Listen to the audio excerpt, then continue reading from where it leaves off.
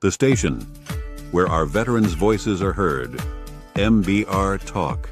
Hey, thanks for supporting our channel by watching and listening. Find us on the web at mbradio.us. Welcome to Freedom Chat, where real Americans speak their minds. And no topic is off limits. No scripts, no judgment, just honest conversation. Raw, unfiltered, and free. If you're ready to challenge the narrative and celebrate true freedom, you're in the right place. This is Freedom Chat.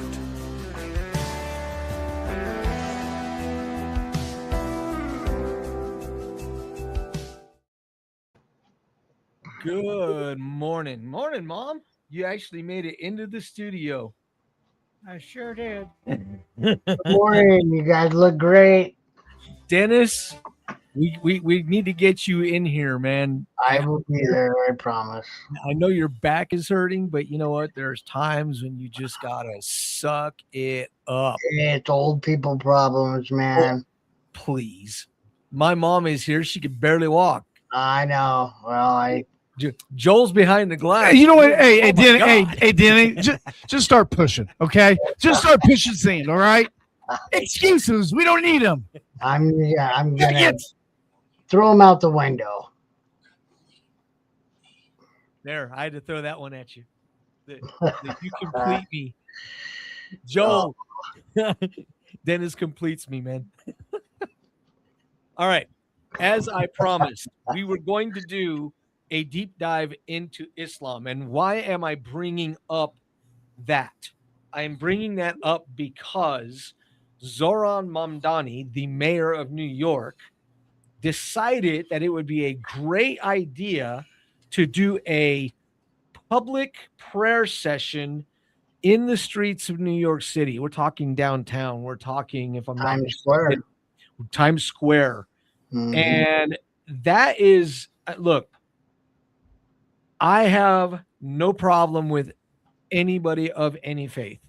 I have worked my way back to Christian faith, but we were founded on people being able to worship as they believe they should be worshiping. That said, what Mamdani did is a blatant violation of those very liberties, because they would not have allowed a group of Christians to hold a service at Times Square. Dennis, I would like you to. Would you say I'm right about that? I would say you're definitely 100% right. Yeah. Mom, what do you think?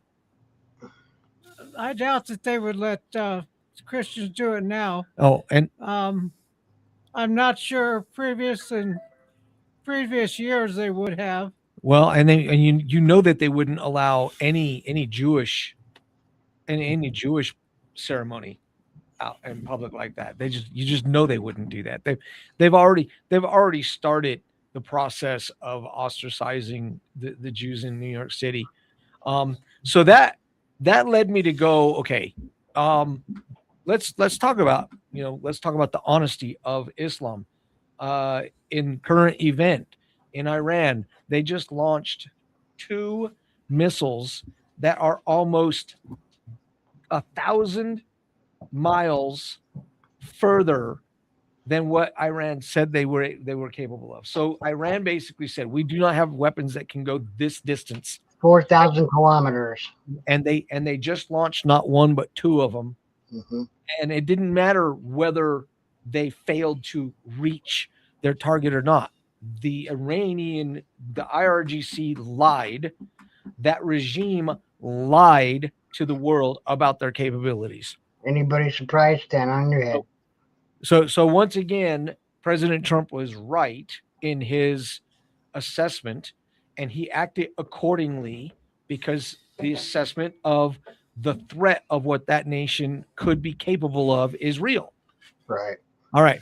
So let's kind of go back into history and let's talk about. So let me cut in real quick and sure, and give you my little thought on this real quick. Your 2 cents. Yeah, in real life, you never go up against somebody and cold cock them. You wait until they poke you, right? Sticks and stones may break your bones, but figures, statements they'll never hurt us. Okay. Iran can sit there and talk all this junk, okay? Okay. But the thing is they didn't do anything. And when Trump is upset with NATO, Okay. NATO isn't a warmonger. NATO's supposed to be a defense ally. They're supposed to be. So they're supposed to be a defense ally. So and keep this in mind. The only time NATO got involved is when Bush, they got confirmation, he got authorization from NATO. So Trump didn't get authorization from NATO. So what I'm saying is no matter what, even if it turns out that the information that Trump got was correct, he's still in the wrong because he jumped on something and didn't get Congress's Okay. So here's the response to that. Yeah. He didn't need Congress's approval or authority. He did because I didn't vote for this shit. No, he did not. Didn't vote for this Joel, shit. There's a lot of people that didn't vote for this. Joel, yeah. Here's what you want and what is real are two very different things. Okay. When you say that Iran didn't do anything, my response to that is Iran has been doing things for 47 years. The current regime, they've just been talking. Joel, no, they have not. They were financially responsible for the Beirut bombing in 1983. That is a little under 47 years. Yeah, and that's a long time ago. That's not today. But here's the thing. Okay. Look at the USS Cole. As a sailor, this hits home. In Yemen, the USS Cole was bombed.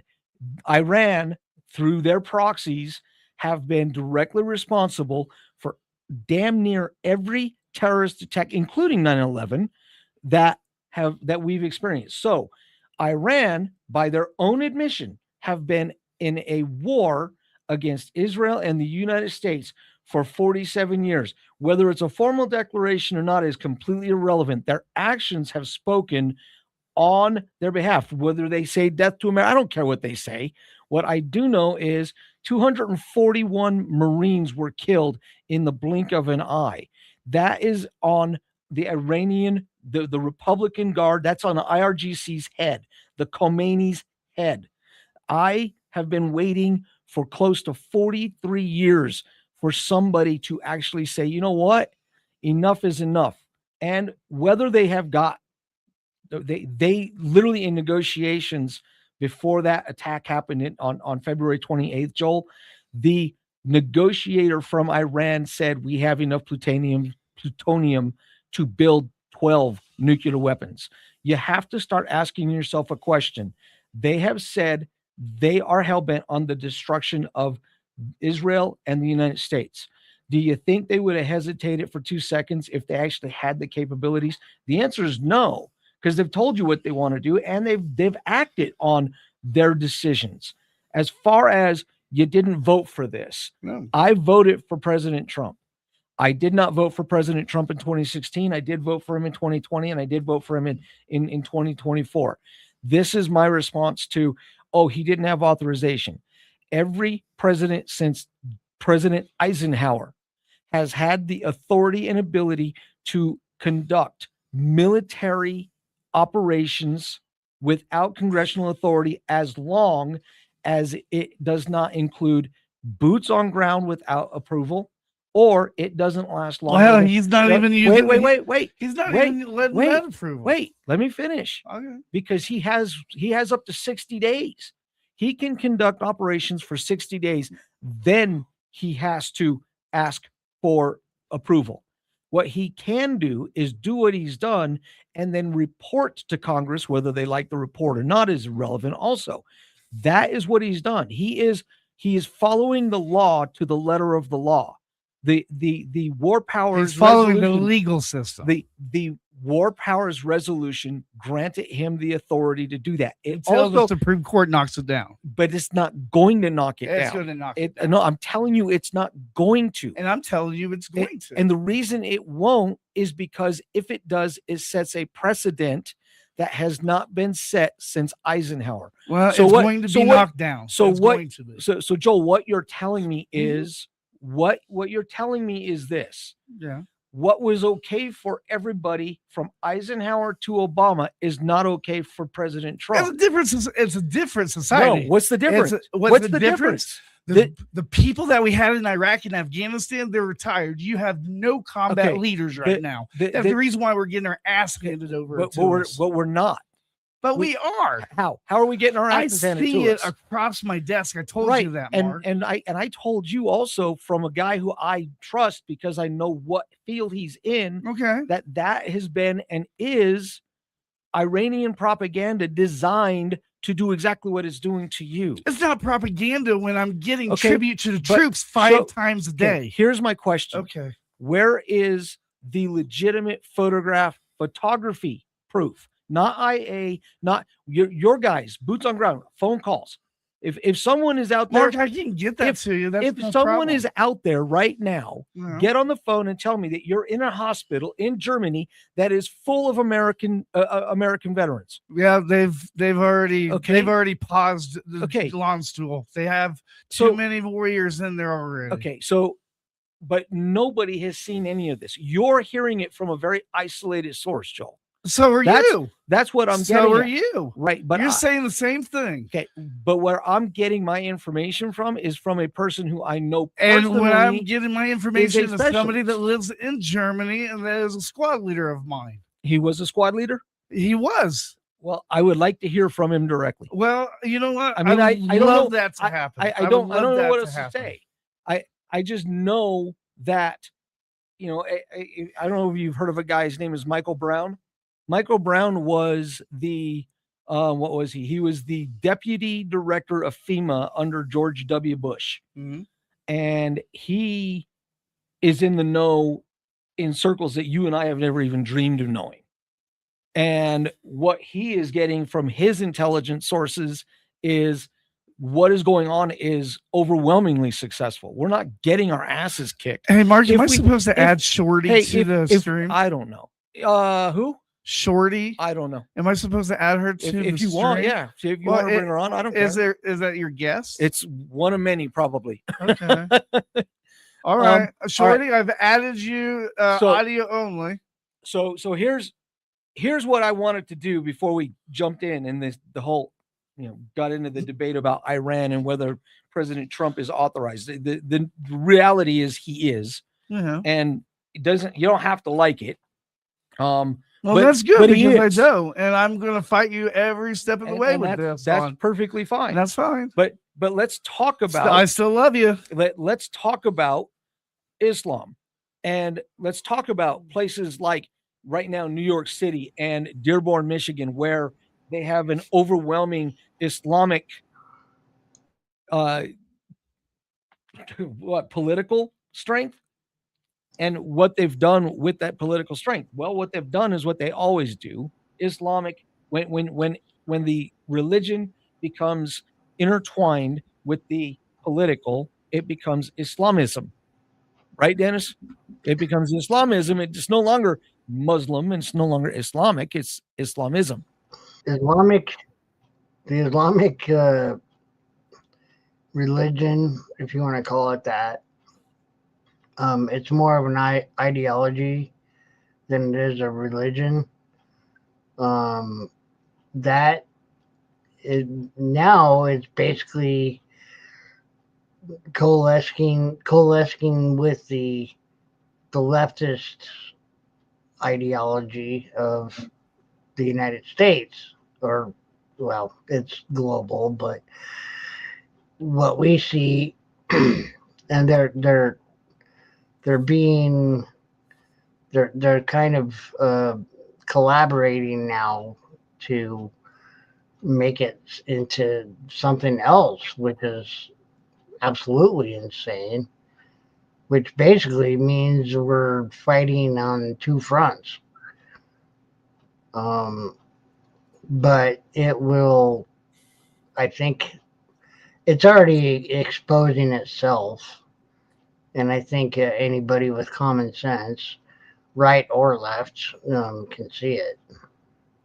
Right.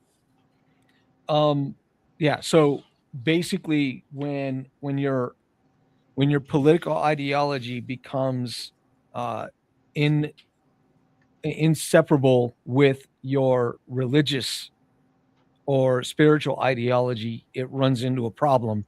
That said, there is something to be said about the separation of church and state. However, when you're discussing it under the terms of freedom of religion, I mean, really, our Constitution is there to protect all Americans despite their religious their faith. Is Islam is it defined as a religion? It is defined as the second fastest growing religion in the world.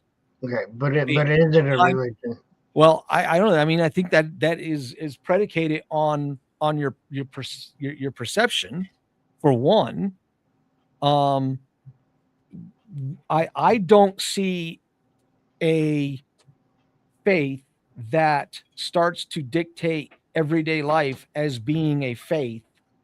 I Right. see that as a political entity that is designed to enact, most of the time forcefully, control. Mom, would you say I'm fairly accurate on that? Yeah, I would. And it's one-sided by addition.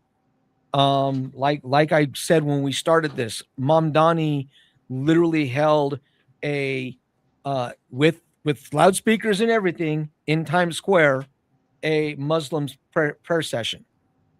I wonder what would happen if a group of Christians would go to Times Square today and praise Jesus and preach the gospel. Well, how did they do that? First of all, he would have had to shut down traffic. Well, he did. There were videos and there were photographs. So if a bunch of Christians got together and did it, well, wonder what would happen. It wouldn't happen because no. I mean, he would have had to have shut down traffic for them too, and he won't do that. Yeah, that's what I'm getting at. That is exactly what I'm getting at.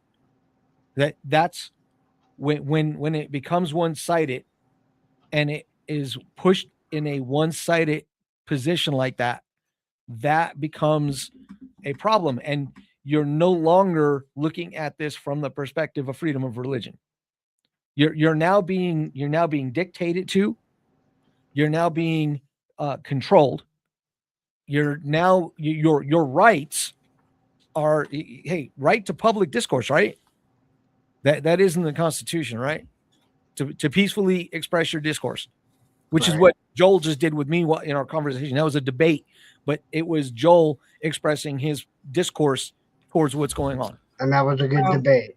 Veterans Trash Talk is chiming in.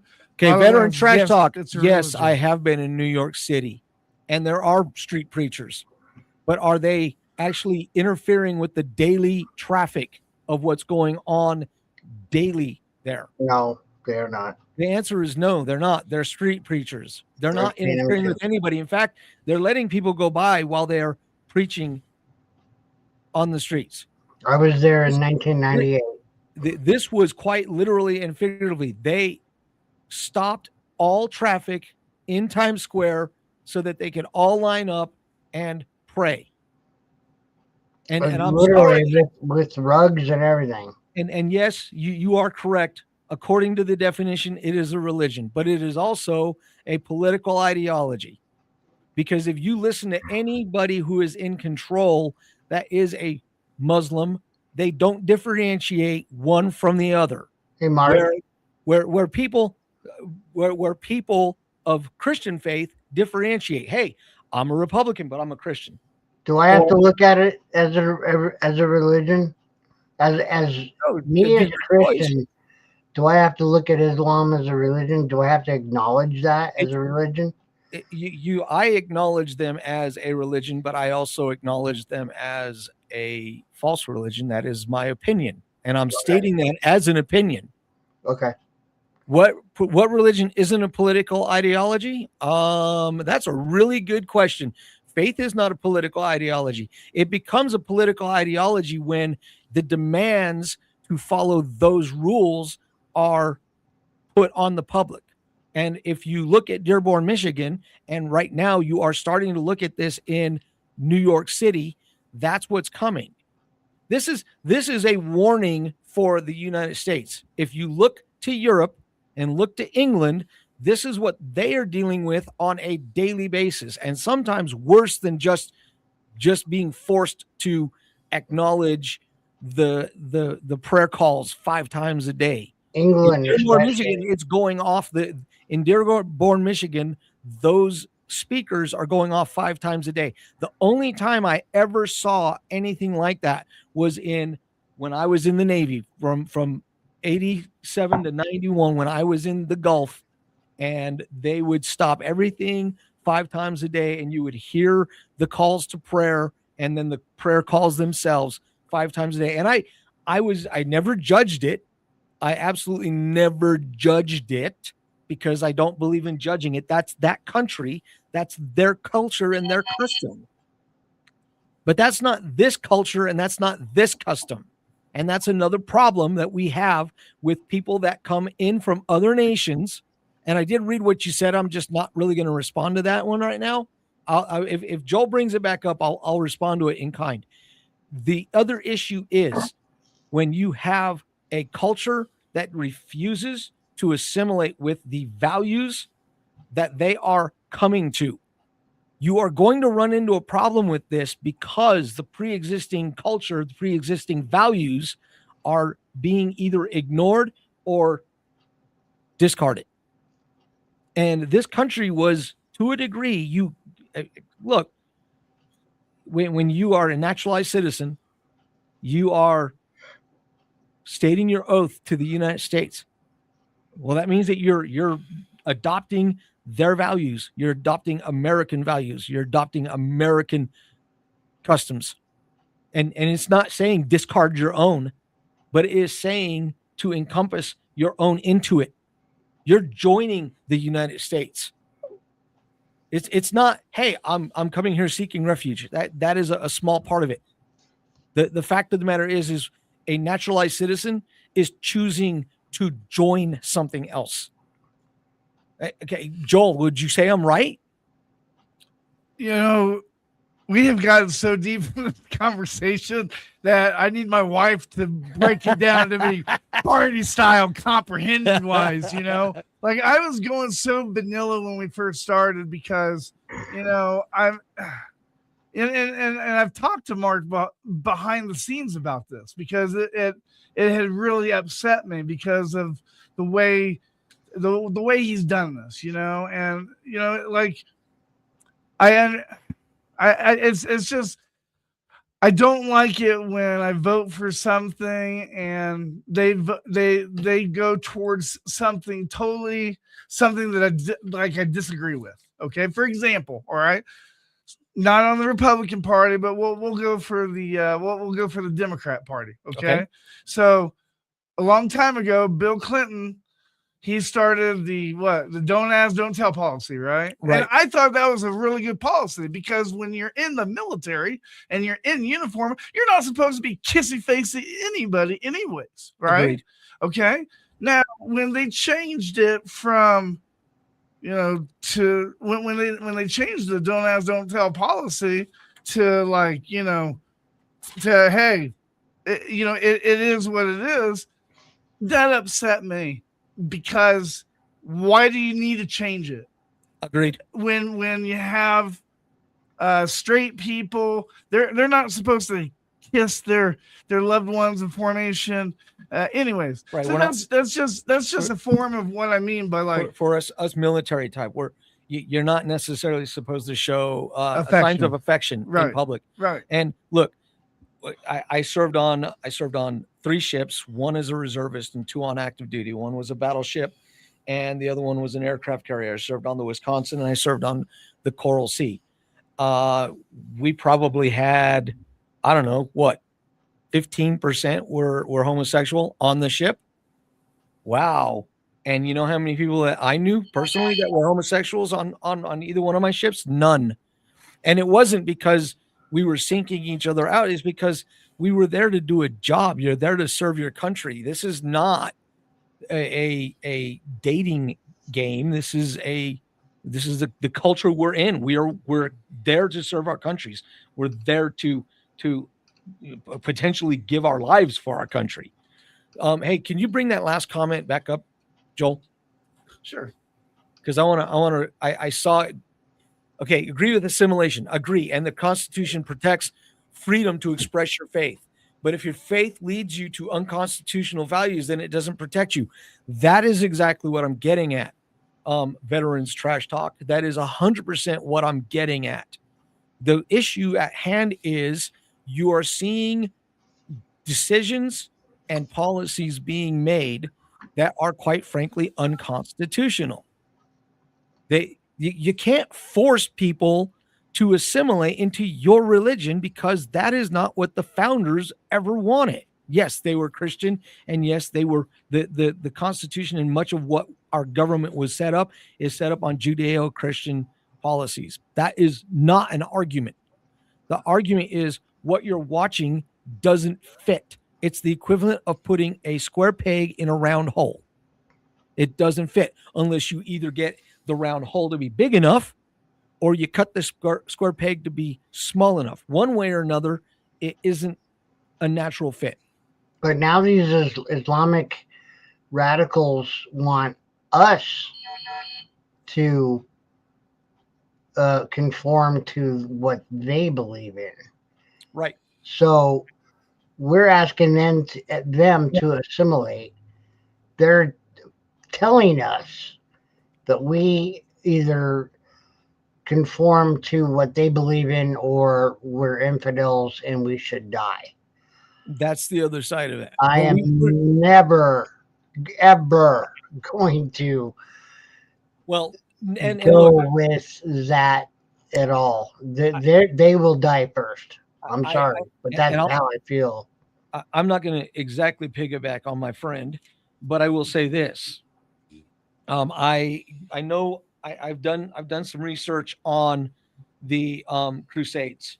The Crusades were initially a response to constant Muslim incursions into Europe, and that rapidly shifted to, we're going to take the Holy Land back from the Muslims. So this isn't a new thing, right? So that is history. That is not something that is made up. I'm not just coming up with a little story. Right. That actually did happen.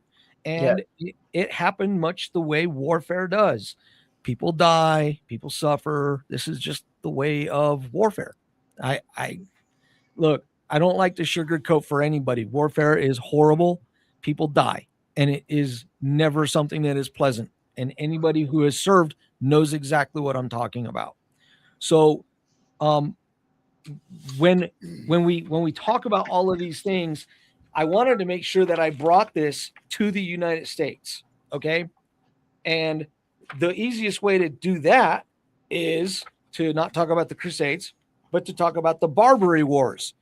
Those of us who are Americans know what the Barbary Wars were. And if you don't know what the Barbary Wars were, I would recommend you look it up. It was from 1801 to 1816. So let's kind of take a look at that. The President of the United States, when the Barbary issues first started to happen, that would be the pirates, the Muslim pirates in the Ottoman Empire. Am I right? Ottoman? I believe it's Ottoman. Were collecting. Well, they were collecting American sailors. Who was that? Was that Madison? Well, no, it started with John Adams, and it Oh, ended, Adams. I'm and sorry. Yeah. and it ended with Thomas Jefferson. So Mark, Okay. one of your guests, he wrote a message. Yep. It's probably easy. Did you already read that? No, I haven't. This is from Paul. He Yeah, says, I saw Paul. Mark, are you sure these radicals are religious? They seem to me just to be using religion as an excuse to gain and extend power. Agreed. A good comparison would be Pesky, Barbari, Zepurfes. Man, I tell you what, talk about me encouraging myself to pronounce shit, and you give me this. I mean, I have to use an encyclopedia for that word. Jesus. Oh, it's pirates. Pirates. Okay. Well, I'm glad he brought that up, because we are talking about the Barbary pirates and the Barbary Wars. And yeah, you're right. This is exactly what that group is wanting to do. What especially the radicalized Islamic people are wanting to do is they're wanting to take over everything. They want total control. They do. At the end of the day, that is what they're after. And here's the rub. John Adams sent envoys to negotiate with the Ottoman Empire about the Barbary pirates. And do you know what he was told? He was told that because the sailors that were taken were infidels, that they didn't have any human rights, and that collecting them as slaves was perfectly acceptable because the Islamic is a superior entity, so to speak. So he kept trying and he kept trying. And then, of course, Thomas Jefferson gets elected and he sends envoys and gets the same message. The difference between John Adams and Thomas Jefferson sent the United States Navy with a whole bunch of dudes known as leathernecks to go deal with them. And here's what you find out relatively quick.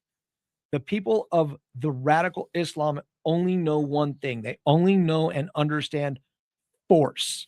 They don't respect you if you negotiate. And I'm going to bring that to what was going on with Iran.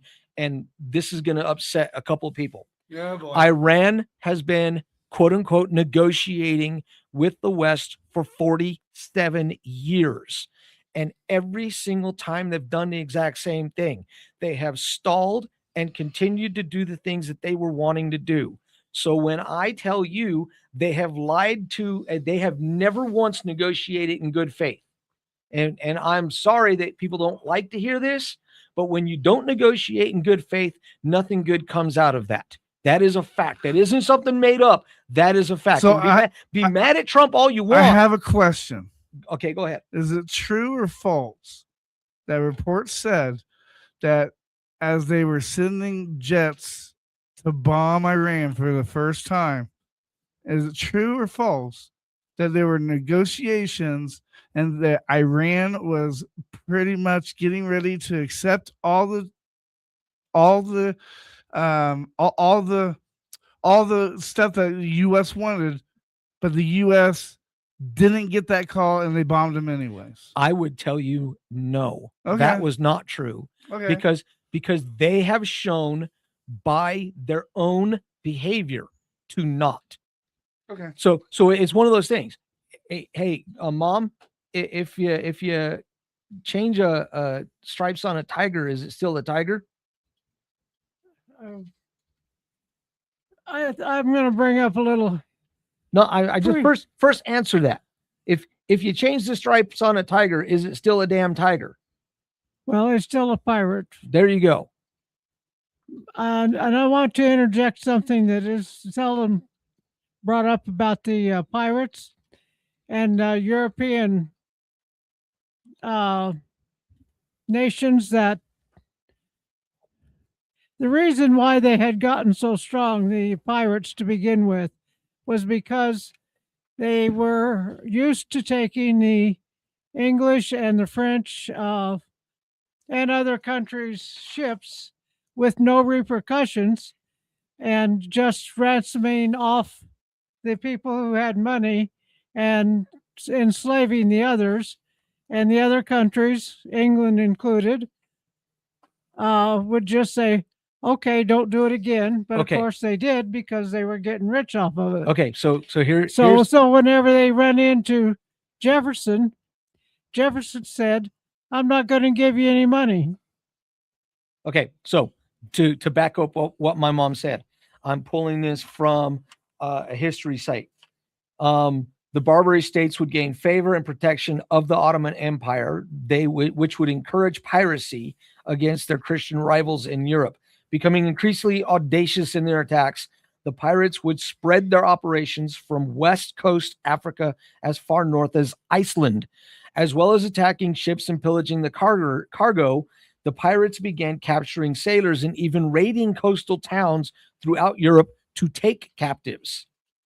And then they would sell them into slave markets. Oh, by the way, for those of you people who believe that slavery is exclusively white masters, yeah, that's not true. This proves it. The Ottoman, they would literally take these slaves to the Ottoman Empire and they would collect the slaves. Just like my mom said, British and France and Spain would all negotiate and basically pay ransoms. That is exactly what they would do. And all that does is embolden them. John Adams tried to negotiate, and I believe John Adams actually did pay a ransom. It wasn't until Jefferson rolled in and basically said, enough is enough. We're not doing this. Now, you need to keep this in mind because this is relative to today. And it isn't about the slavery part. It's about we do not respect you because you are an infidel. You are less than. We, as Christians, Jews, people of different faiths, are less than them. And it really is painful to say that because I have people that are Muslim that I am friends with. We got heated, ladies and gentlemen. We need to go on a break.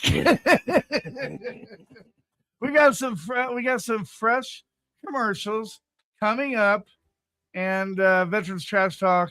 Stay with us. Don't go away. We're gonna come back to you. But this, because everybody's hot because of politics, this funny goes out to everybody who enjoys the Funny Farm. More lamb fries. Eat them while they're hot. Andy, that's your third order. I am hooked, Elizabeth. Call me Mr. Lamb Fries. Now, there's a man who knows when he's got something good in his mouth. You polish off that plate and you break the record. 28. That one makes 26. Stand back, everybody. The record falls tonight. Look at him go. I believe he's right. I believe that record will fall tonight. 27. It stood at 28 for nearly 2 years now. That long? Go for it, Andrew.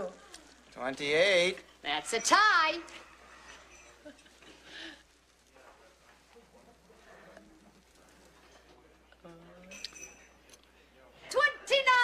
The new record! And it's still going.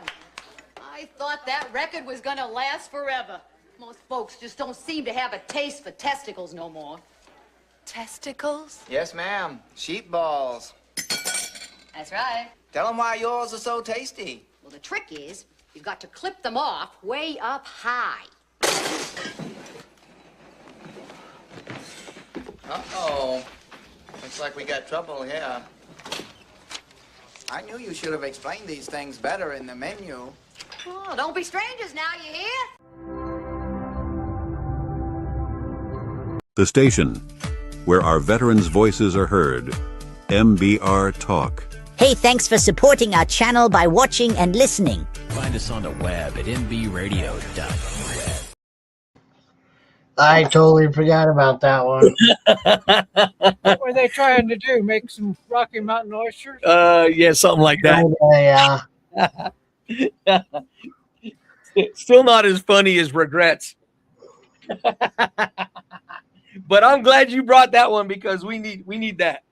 Look, I'm gonna put this one out for people who don't understand.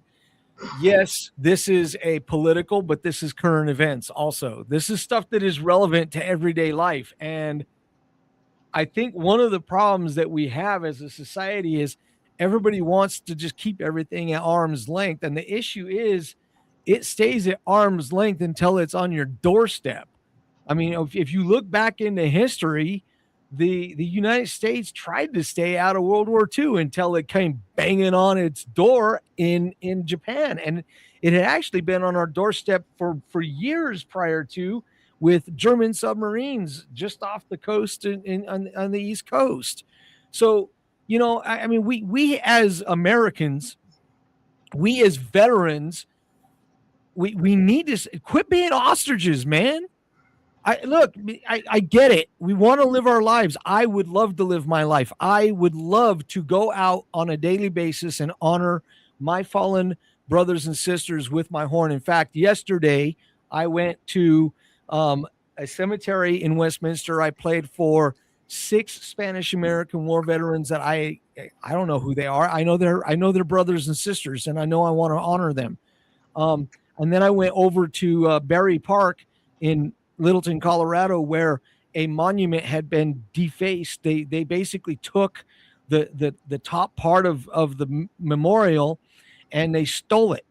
And I'm sorry that I am the way I am, but I see that as this is the result of a society that has not been taught to love its country.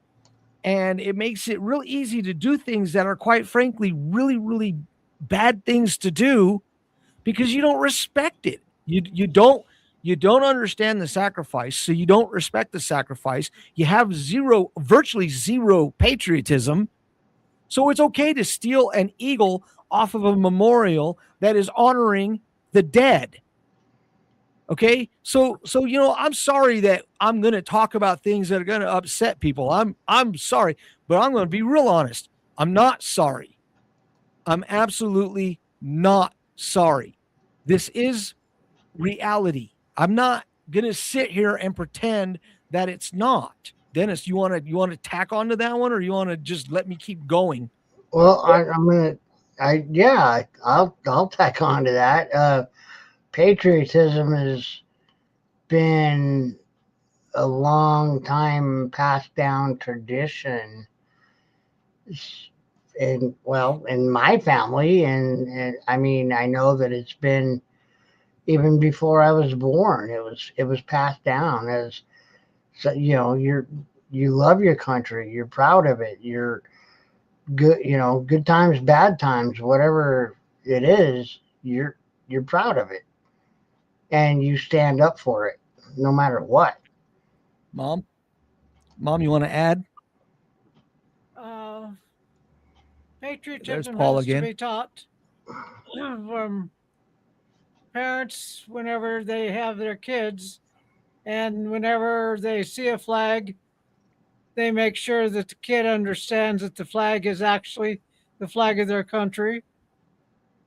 And I think that we have lost that because the parents no longer are teaching that, and it's not being taught at all in the schools either. Yeah, it's diminished to the point where bad behavior is kind of, you just look away from it, right?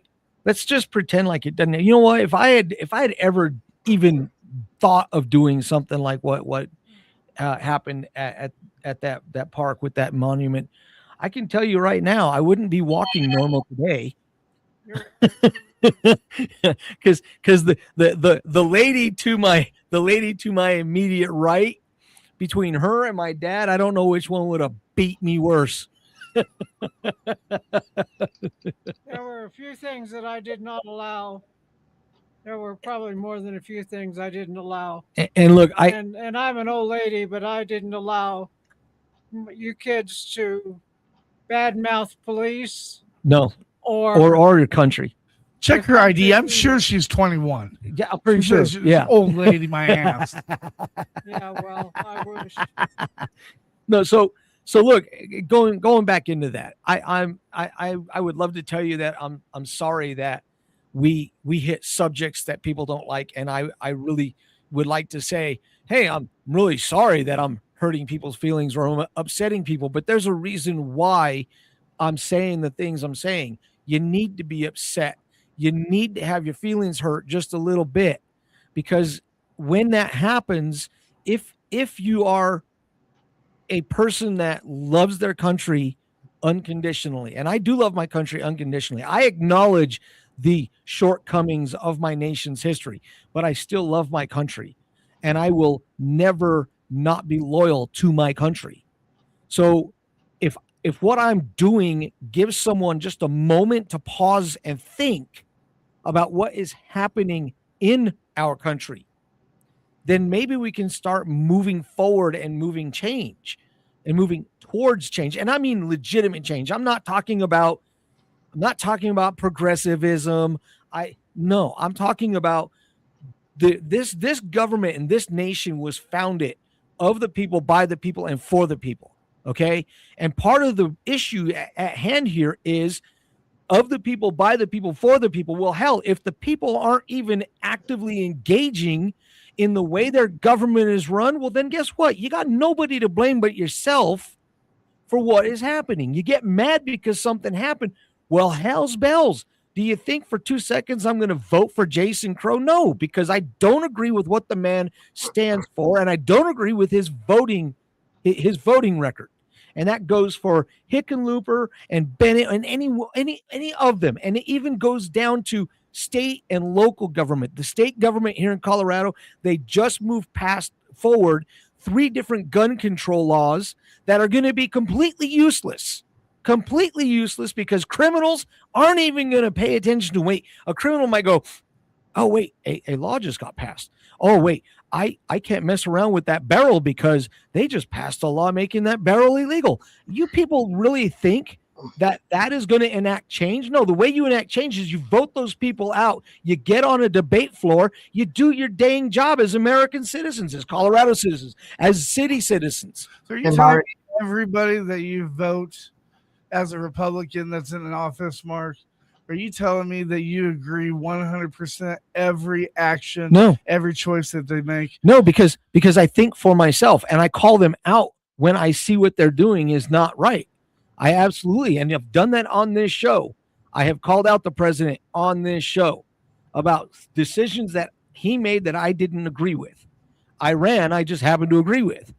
I don't agree with some of the policies that he's done.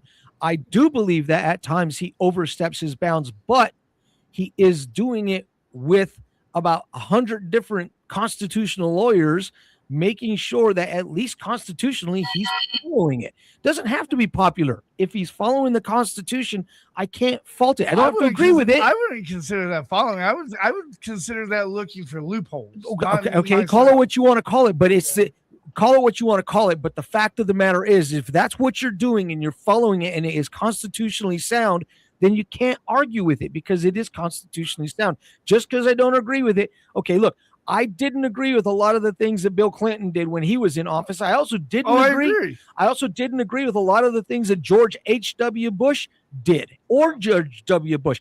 The fact that George W. Bush decided to attack Iraq and create a two-front issue when he had no business going after Iraq at all was completely and totally wrong. However, he had the authority to do it, and unfortunately for most of us who had to deal with that, he had congressional approval also. Whether you like it or whether you don't, he did. And I didn't like it. Look, we spent 20 years in Afghanistan. We lost how many thousands of our brothers and sisters in Afghanistan for what? Oh, just wait. You haven't got the real numbers for Iran. Just wait. For what? Just wait. The $1 million question is how. Just wait, because Trump just bought Channel 9 News yesterday. So can I drop in something, and let's drop the Iran stuff for a minute, because I know you guys disagree on it, and this is more relevant because we have a state election coming up this fall, and I want to call out the Republican Party, of which I am a Republican, registered Republican. Unfortunately, but for some reason, the idiot Republican Party that runs the Republican Party here in the state of Colorado doesn't seem to have brain one to keep people informed of when there's a caucus of their, so that you can go and actually vote whatever it is you do on a caucus. Since I wouldn't know, since I've never been informed to be asked to be there. Right. So therefore, we need to start hassling the Republican people at the top of the Republican RNC here in Colorado, and look, get them off their ass. This goes exactly with what we're talking about. If you allow your nation to be run by people who do not have you or your countrymen's best interests at heart, despite what they say, then you are going to lose that country. You're going to lose. We've all but lost the state of Colorado to a very small group of people. I can't even begin to stress that. Michigan is Dearborn, Michigan. I mean, just look and study up on what has gone on in Dearborn over the past, 5 to 10 years. Well, that wasn't something that was, I guarantee you that when they ran it, Mamdani did not run on any of the things that he's enforcing right now. Mamdani ran on a lie. And there's absolute proof that he ran on a lie. And you don't have to agree with me, but take a look. Open your eyes. And more importantly, when you do open your eyes, make some decisions. And before you start going, it's a Democrat Republican thing. No, it is not. It is an American thing. Anybody who knows me, I know we're about ready to come on a break. This is what everybody who does know me knows. I have zero interest in political parties. George Washington swore up and down the evils of political parties. And I agree with him 100%. There is nothing that is going to come good out of political parties. Nothing. It creates division from within, and it exposes us as weaknesses from without. Period.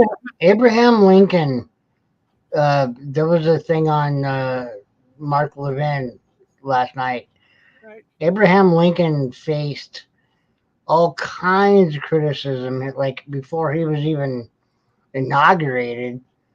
Once the Emancipation Proclamation was announced, he was like so hated, just like Trump. Yeah, and and it didn't. Let's hold on to that. Let's go on this break real quick. You're listening to the station that is letting our veterans' voice to be heard right here on MBR. To call in or text, the number is on the screen. 72061900627.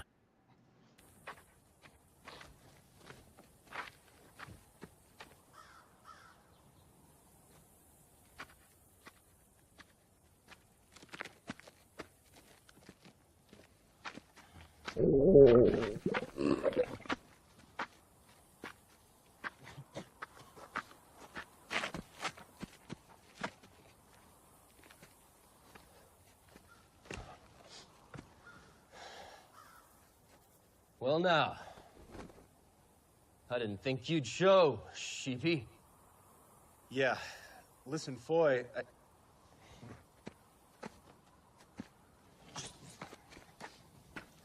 Oh. Oh.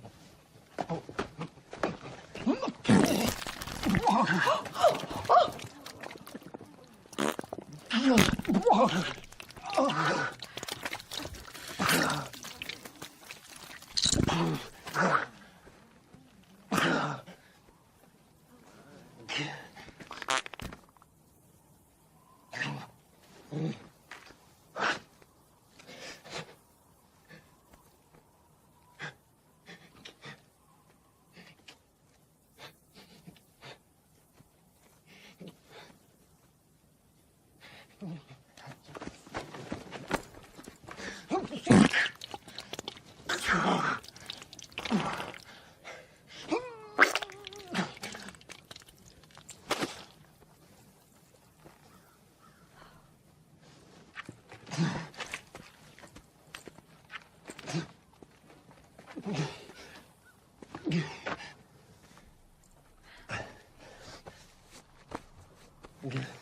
Holy shit. You all done? I'm good. The station where our veterans' voices are heard. MBR Talk. Hey, thanks for supporting our channel by watching and listening. Find us on the web at mbradio.net. Oh my God. All right. Okay. That one was as funny as No Regrets, but I would like to thank Joel for that perfect break. That was good. What movie was that? You should be here, Diddy, because in the background his mom's like, it must be a guy thing. You guys are dumb. Oh yeah. What movie is that? Oh my God. 101 Ways to Die. Oh, okay. Yeah. Oh, that was hilarious. Oh my God. How do we continue the show after that, man? Give me the damn hat. There was an old movie called Dirty Dingus McGee. Yeah. Oh yeah. Oh my goodness gracious. That was great, man. What a good way to kind of close the show out, right? Now let me ask you guys. Now it's funny, right? I mean, who's offended by that? Nobody, right? Right. Why do people get so? Why do people get so damn offended about? Trash talking veteran might be upset. I don't know. I haven't seen a comment from him on that one. Come on, man. I mean, we had George Carlin and Richard Pryor, and honestly, most of this show has been pretty dang defensive today. So, well, I don't know. This is what you wanted, though, Mark. Well, This yeah. is what you wanted. You wanted a bunch of people to come we want the discourse because, but here's the flip side of that. When you come up with an argument, saying, "Hey, have you been to New York?" That doesn't give me very much to go on. Yeah, I've been to New York more than once, both before and after 9/11. So yeah, I've been in New York. I've never been to Dearborn, Michigan, but I've been to Michigan. I mean, I did boot camp in the Great Lakes. Well, I think people come to. I think people bring up New York is because New York, ever since the Civil War. I mean, New York has been that place where, hey, you know what? Bring all your crepited, disabled people. We're going to give them opportunities. But the thing is like that's changing now. It is, and that's one thing that people don't like. Like I didn't vote for that. Right. I like the diversity. I like it when but I don't disagree with you. Diversity is good. Once again, as long as the people that are coming in bring something to the table. The diversity that we're looking at right now, the people who have come in, especially the ones that have come in illegally, what are they bringing to the country? You can't walk into a society and not bring something positive to the society. You can't. It causes an erosion of the very society that you're joining. You can't roll in and say, "Hey, why don't you pay for my health insurance? Why don't you pay for my child's education? But I'm not going to bring anything to the table." Right. I'm sorry. You need to bring something to the table, don't you? And I think people disagree with that to a point where it's just like the Bible. People interpret the Constitution, the way it's wrote, all that stuff. They just interpret it different, And you can't get upset when somebody disagrees with you on something else. I mean, hell, if there wasn't an interpretation issue, then when a president does an executive order, if the Supreme Court didn't shoot it down, evidently he must not be too, constitutional. No, either. Hell, Biden did it with the with the whole school. Hey, we're gonna payment forgiveness thing. You can't do that. And Biden tried to push that. So every single president is going to get hit with Supreme Court. Here's my question about that. Yeah. What Supreme Court ruling has Trump just blatantly ignored? And don't say the tariffs because that particular ball is not yet fully out of the court, out of that particular That's still an issue. That is because if anybody knows anything about the legal system, an appeal is an appeal. An appeal basically puts the decision on hold so that they can hear furthering arguments, and that's really what's going on with the tariffs and the tariff issues. My issue with the tariffs is I do not believe, and I said this when they first came out. If you understand the history of the tariffs and you understand that a well-intentioned decision to give Europe and the other nations recovering from World War II a fiscal financial break, which is why the tariffs became so one-sided. Instead of putting a limit on those on that, we left that open-ended. When you leave something open-ended, it gives people that are interested in their own self-interest and their own preservation and their own successes an opportunity to abuse that. What you've seen is we pay how many taxes, how much taxes. If I'm not mistaken, last week I said I am in the lower to middle class tax bracket. I actually paid 12%. Okay, I'm in the lower tax bracket. The lower tax bracket is from 10 to 15, 16%. The middle class is from 16 to say 24, 25, and so forth and so on. So if we're paying all of these taxes, where's the return on those investments? Because a tax, in my eyes, my opinion, not a fact, my opinion, a tax is supposed to be an investment for the benefit of the country. So if that's the case, then where's the benefit to the country? It's not when the money that the taxes are going anywhere but no infrastructure, no investment back into the nation. That's a problem. And once again, that is a problem when you have politicians stand out there and make promises that they never intended to keep, because if they did, they would fight tooth and nail to either lower the taxes or ensure that the money is going in the best interest for the United States. So when we talk about things like that, that's what we're talking about. The tariffs, which had become completely one-sided, the president changed that. Now, the president, according to the Supreme Court, did not have the authority to do that. Only Congress has got the authority to do that because Congress controls the purse, especially the House of Representatives. Duly noted, except there are executive orders where that falls into play. What I didn't like about what the president did with the tariffs is he used them as negotiation tactics. And I understand leverage is great. And nobody knows leverage the way this guy seems to know and understand leverage. The issue at hand is when you shouldn't, you don't. And I don't believe that he should have ever used tariffs as a means to negotiate policy.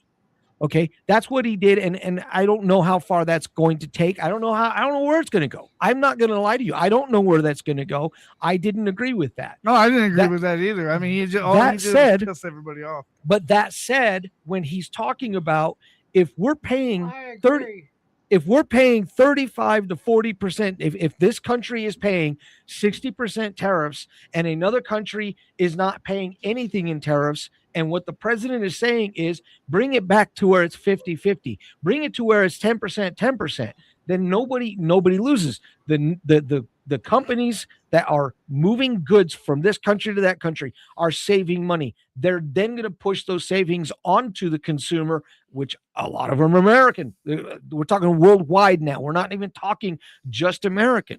So when you stop and you realize that if you were to lower these tariffs across the board, everybody comes out okay. Everybody comes out. There's more money. The dollar goes further. You know, of all of the things that are criticized about Trump, I want to make sure that I mention one of the things that President Trump wants to do is he wants to remove income tax completely. Joel, would you like to keep your money? That's what he wants to do. He wants to abolish federal income tax. Well, the thing is if he abolishes federal income tax, I'm not for sure about this, but I'm pretty sure that means our VA disability and all that shit will go out the window. Once again, that's why he wants to implement a tariff system And that works. And the tariff system will work, because remember you asked me the tariff system won't work because either way, we're still paying on the tariffs. Companies are paying, but we're still paying. Okay, but we're not paying as much, and we are receiving a more complete check, so to speak. Retirement check, the benefit check, all of that will come around. I mean, this. Look, I'm waiting for it. This is way bigger than any of us can even remotely. I'm waiting for it. The point that I'm trying to make is the guy, for as many things as people, he didn't do this, he didn't do that. You know what? The guy, as far as I can see, is trying his level best to serve the American people. And he might not be doing it the way people like. I get it 100%. But he's at least trying to do something. Yeah, he's not trying to kick things down the road, and that there's something to be said for that. He's trying to get things done. He made promises. He's trying to keep those promises. Yeah, and hey, what do we know? Maybe he's trying to tank the U.S. economy to make making new money. I mean, he's only been in office for 7 months, and he already has a coin that looks exactly like him that he's trying to put in a currency. And maybe definitely cares about himself. And maybe what he is actually doing is for the benefit of the American people. We won't know for at least another 6 to 8 months. But I will say this, up until about 2-3 weeks ago, the gas prices were lower than they had been in 5 years, not 4. Hey, I'm just waiting. I'm just waiting for notes to, looking like Saddam Hussein. I doubt that that's ever going to happen. Dollar bills with Trump's name. See, I doubt that that's ever going to happen. I bet it'll come. I bet it'll come. You know what? I don't give a crap. As long as it spends, I don't care either. I don't worship the guy. I have never worshiped anybody other than God. And that's never going to change. That's not who I am. That's not the way I'm made out. But I will say that, he is no more or less flawed than anybody else. And the last 4 years under the last president, if you want to call him that was an intentional destruction of the economy. And whether we like it or whether we don't, whether we like what he's doing it, whether we don't, he is doing everything he can to rebuild something that was intentionally destroyed. Well, even no matter what, either way you look at it, no matter what, that he's going to do what he wants to do. So like my history teacher told me a long time ago, he had a big sign on the wall when Bill Clinton was in office, and it said "Slick Willie" for the next 4 more years. And that's exactly what it's going to be with Trump. It's Slick Willie. Next, we suck again. Exactly. Need a money. No. So that was that. Hey, look, I hope, and your mom keeps pointing to the watch. So I think it's time. We've gone over. So all right. So for those of you who joined in, thank you for joining in. I will come up with another what's the word I'm looking for? Titillating subject to get bashed on next week, and I'll announce it, and we'll just keep plowing right on through. This didn't go okay as usual. The beautiful element of Freedom Chat is you think you're going to take it down one direction, and the wind just tends to take the ship somewhere else. Well, that's because I joined in. Your mom's probably like, Jesus, is he going to stop talking? No. It's got very little to do with you, because honestly, it would have gone a different direction one way or another, because I don't think our shows have ever completely stayed on point. And that's fine, because look, open conversation and discourse, you cannot expect everything to be squeaky clean. I don't know about Dennis, and I don't know about my mom. I don't want things squeaky clean. I kind of like them a little dirty. No, I would rather have it that way. I don't want them as dirty as that last break, but hey, not with 2 hats, man. My mom is over here shaking her head. Everybody on TikTok, we want to tell everybody thank you for joining in. We want to give a huge shout out to Rita for sending some gifts, Jessica for sending some gifts. Thank you, guys. And Queen Lovely, she sent some gifts as well. So to my group, I call it my baddies group. Thank you for showing support, everybody. We really appreciate it. Thank you, guys. We will see you guys next week. I'm looking forward to look, there's never a dull moment, right? Never a dull moment. I would like to thank everybody for coming on the show. I would love to thank everybody for their participation.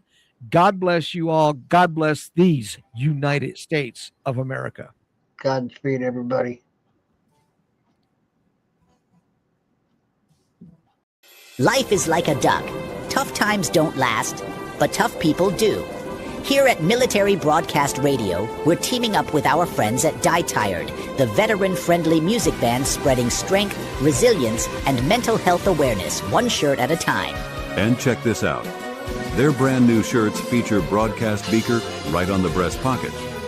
A reminder that you can weather the storm, and you're never alone. Shirts are only $25, and proceeds support giving veterans a voice. MBR's mission to teach veterans how to podcast and videocast. Because when our vets are talking, they're not overthinking. They're not second-guessing. Together, we stop the 22 stigma. Grab your shirt today at mbradio.us and hit the shop. Or go directly to toramerch.printavo.com/merch/dietiredband. That's toramerch.printavo.com/merch/dietiredband. Suit up. Stand strong. Remember, we're unduckable together. You're built tougher than the storm. Thanks for watching and listening to Military Broadcast Radio on Roku TV. If you missed today's episode, the podcast will be available on and all major platforms shortly after we go off the air. We're here for you, not for us, giving veterans a voice. This is Military Broadcast Radio.